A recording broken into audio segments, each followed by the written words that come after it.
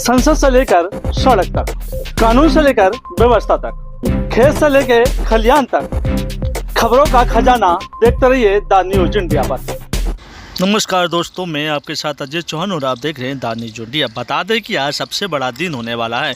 बता दें कि वक्फ बोर्ड बिल आज पास होना है और विपक्षी दल लगातार कहीं ना कहीं इसमें रोड़ा बने हुए थे, लेकिन बता दें कि बीजेपी ने पूरी तरह से तैयारी की और आज बीजेपी कार्यकर्ता, कुछ मुस्लिम समुदाय के लोग और महिलाएं इस बिल के समर्थन में पहुंची। उन्होंने कहा कि ये बिल हमारे फ़ायदेमंद है। कुछ जो ठेकेदार हैं, कुछ जो एजेंट बैठे थे, उनका कहीं ना कहीं नुकसान है और उनकी दुकान बंद हो जाएगी।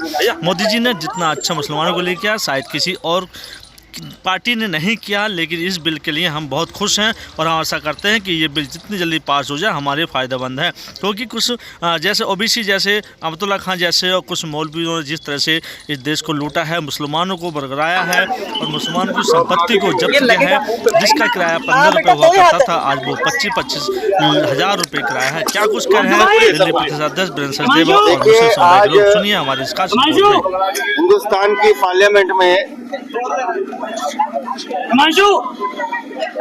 मुसलमानों की हिमायत के लिए, गरीब मुसलमानों की तरक्की के लिए, वो मजलूम तबका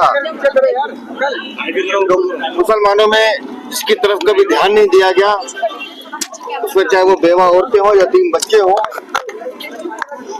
उन सबकी तरक्की के लिए माननीय प्रधानमंत्री श्रीमान नरेंद्र मोदी जी के नेतृत्व में आज वक्त अमेंडमेंट बिल, और मैं तो कहता हूँ इसे अमेंडमेंट बिल की जगह वक्त इम्प्रूवमेंट बिल भी कह सकते हैं, वो लाया जा रहा है।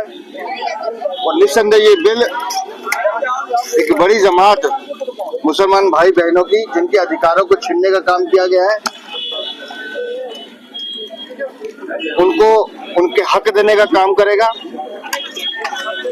और बहुत बेहतर स्थिति में उनके जीवन को उठाने का काम करेगा। और आप देख रहे हैं कि बड़ी तादाद में ये हमारे मुसलमान भाई बहन हैं जो इस बिल का समर्थन करने आए हैं।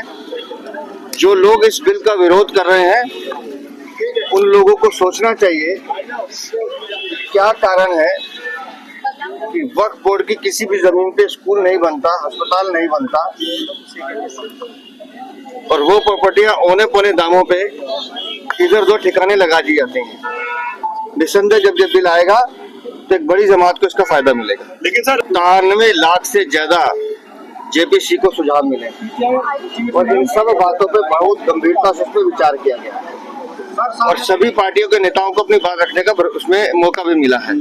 तो बिल आज आ रहा है। बिल जो है, मैंने जैसे पहले कहा कि गरीब, मजलूम और जो ऐसा तबका है जमात का जिसको आज तक इन सुविधाओं को रोका गया उनसे, ये सब उनकी सहूलियत और उनके भले के लिए लगातार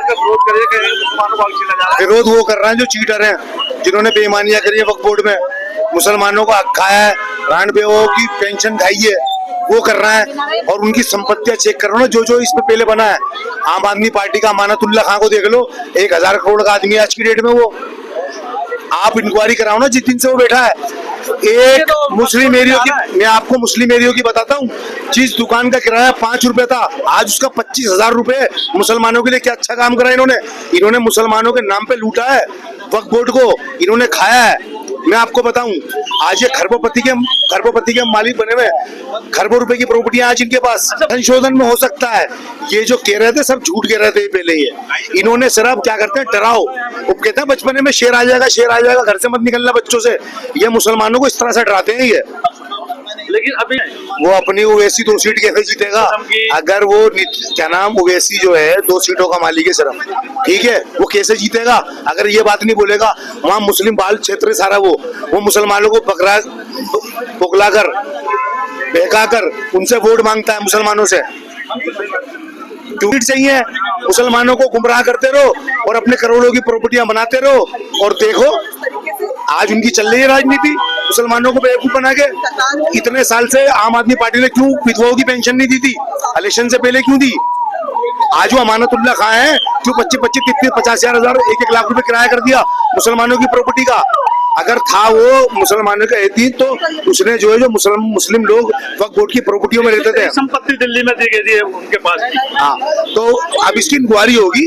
जो घपले करे हैं इन्होंने बिडिंग करा के बेच दी है। इन्होंने बिडिंग भी किस तरह कराई? मान लो मेरा मकान है, मैं अपने मकान के अंदर हूँ, उसे पता ही नहीं चला, इन्होंने बिडिंग कर दी, बाद में सील का नोटिस भेज दिया।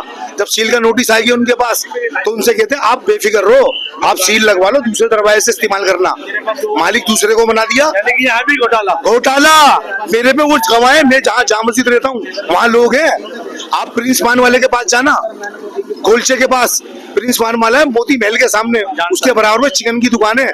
उसका किराया 10-15 रुपए था, 25 लाख रुपए उससे रिश्वत ली, 25,000 का उसका किराया कर दिया। काहे का कर दिया ये अमानतुल्लाह? जो किराया 15 रुपए था 25,000 क्यों करा?